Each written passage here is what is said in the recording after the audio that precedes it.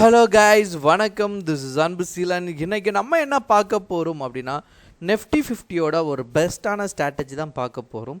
இந்த video skip பண்ணாமல் முழுமையாக பாருங்கள். எஜுகேஷன் பர்பஸ்க்காக என்னுடைய டெலகிராம் குரூப், வாட்ஸ்அப் குரூப்பில் இணையனும் விருப்பம் உள்ளவங்க டிஸ்கிரிப்ஷன் பாக்ஸில் லிங்க் கொடுத்துருக்கேன். அந்த லிங்க்கை பயன்பெற்று கொள்ளலாம். இப்போது நம்ம வீடியோக்குள்ளே போகலாம். வீடியோ பார்க்குறதுக்கு முன்னாடி ஒரே ஒரு விஷயம் ஷேர் பண்ணிக்கிறேன். நிறைய பேருக்கு நம்மளோட டெலகிராம் லிங்க் ஒர்க் ஆக மாட்டேங்க அப்படின்னு சொல்கிறாங்க. ஒன்றுமே இல்லை, டிஸ்கிரிப்ஷனில் இருக்கிற அந்த லிங்க் அப்படியே காப்பி பண்ணி பேஸ்ட் பண்ணுங்கள், சரிங்களா? டெலகிராம் பேஜில் உங்களுக்கு நம்மளுடைய குரூப் கிடச்சிரும். ஸோ ஆப்ஷன் ட்ரேடிங் அப்படின்னு நீங்கள் எடுத்துக்கிட்டாலே முக்கியமாக நிறைய பேருக்கு வர வேண்டியது இது ஹியூஜ் லாஸ் தரும்.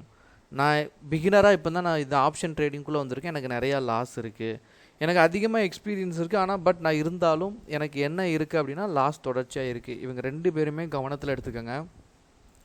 ஆப்ஷன் அடிக்கடி பண்ணவே கூடாது. நீங்கள் என்ன பண்ணுங்கள் அப்படின்னா, ஒரு ஸ்ட்ராட்டஜியை கரெக்டாக ஃபாலோ பண்ணுங்கள். அதாவது எனக்கு ஒருத்தர் கால் பண்ணியிருந்தார், கிளாஸ்க்காக பேசும்போது அவர் சொல்லியிருந்தார், சார் நான் பேங்க் நிஃப்டி மட்டும் எனக்கு கற்றுக் கொடுங்க அப்படின்னு சொல்லியிருந்தார்.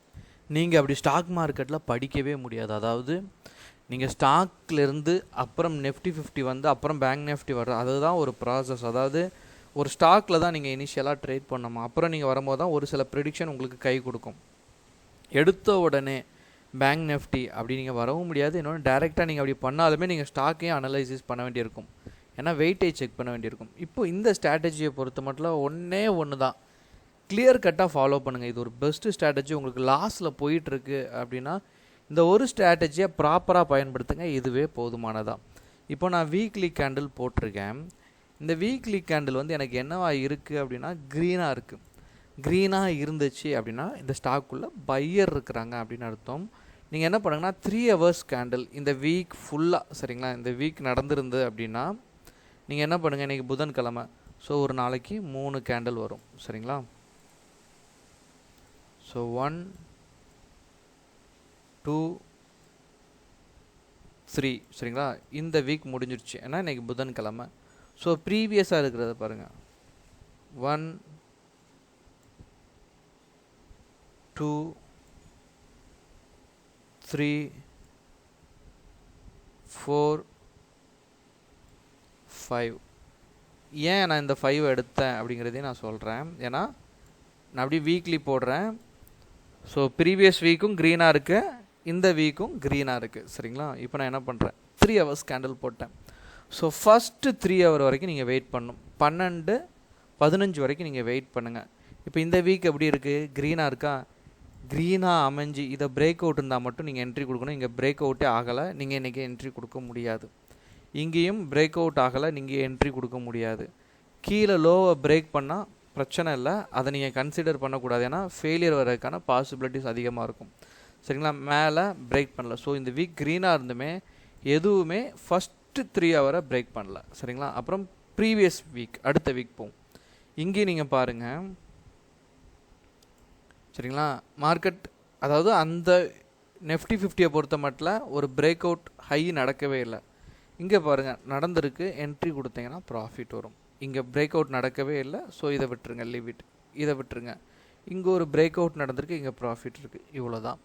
ஸோ நீங்கள் வாரத்தில் 2 ட்ரேட் 3 ட்ரேட் நீங்கள் ப்ராப்பராக எடுக்கணும் அப்படின்னு நீங்கள் நினச்சிங்க அப்படின்னா நெஃப்டி 50 இருக்குது, ஃபின் நிஃப்டி இருக்குது, பேங்க் நிஃப்டி இருக்குது. இதே மெத்தடை நீங்கள் அதில் ஃபாலோ பண்ணால் போதுமானது. ஒன்று தான், ஒரு ட்ரேட் எடுக்கிறதுக்கு முன்னாடி மார்க்கெட் பாசிட்டிவாக இருக்கா அப்படிங்கிறத செக் பண்ணுங்க. அதாவது 3 hour கேண்டில் பிரேக் ஆகும் போது எனக்கு இன்னும் லாஸ் வேண்டாம், அதாவது எனக்கு பயமாக இருக்குது என்ட்ரி கொடுக்கவே அப்படின்னு நீங்கள் நினச்சிட்டிங்க அப்படின்னா, மார்க்கெட் பாசிட்டிவாக இருக்கும்போது 3 hour கேண்டிலோட ஹையை பிரேக் பண்ணும்போது என்ட்ரி கொடுங்க.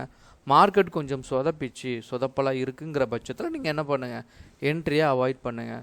மாதத்தில் 4-5 ட்ரேட் இதுலேயே உங்களுக்கு சக்ஸஸ் ரேஷியோ கொடுக்கும். இன்னொன்று, நிறைய பேருக்கு என்ன பிரச்சனை இருக்கும் அப்படின்னா, என்னுடைய டார்கெட் அண்ட் ஸ்டாப் லாஸ் எப்படின்னு கேட்பீங்க, சரிங்களா? என்னுடைய ஒப்பீனியன் கேட்டிங்கன்னா ஆப்ஷன் செல்லராக இருக்கிறது ரொம்ப நல்லது. இதில் ஒவ்வொரு பிரேக் அவுட்லேயும் நீங்கள் ரொம்ப நேரம் வெயிட் பண்ணக்கூடாது. என்னுடைய எய்ம் பொறுத்த மட்டும் நீங்கள் 1 lakh யூஸ் பண்ணுறீங்க அப்படின்னா 10 lot எடுக்க முடியும் அப்படின்னா இதில் 10 பாயிண்ட் எய்ம் பண்ணுங்கள். ஒரு வாட்டி நீங்கள் உள்ளே போயிட்டு வந்தாலே 1 lakh போட்டு 2500 ரூபா ப்ராஃபிட் வரும். ஒரு மாதத்துக்கு நீங்கள் 4 வாட்டி போயிட்டு வந்தாலே 10,000 கிடச்சிரும். சரிங்களா? So 1 lakh investment 10,000 profit. நீங்கள் சிஸ்டத்தில் நல்லா உட்காந்து ட்ரேட் எடுத்தீங்க அப்படின்னா, அதாவது இது ஒரே ஒரு இண்டெக்ஸில் சொல்கிறேன், இதே மெத்தடை நீங்கள் ஃபாலோ பண்ணலாம்.